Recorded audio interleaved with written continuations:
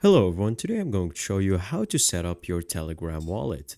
Can be used for multiple cryptocurrencies or even dealing with currencies online. Make sure to watch the video to the end not to miss any important details. Simply open Telegram and search wallet and you will receive this first option with 40 million monthly users. It's verified so you'll make sure that it's correct. Now launch it and then click on start. And from here now you have your main dashboard. As you can see, you can fiddle with it as much as you want. We have dollars, more assets, wallet earn, send or add any invitation, or even referrals. Now go to the top right to the settings to check all the necessary details you might have or you might need. You can change your username, you can change anything that you would like. And from here you have passcode and fingerprint identification level and identification level, your current level, incoming transactions per day, per month, car purchases per day, per month, and everything that you might need.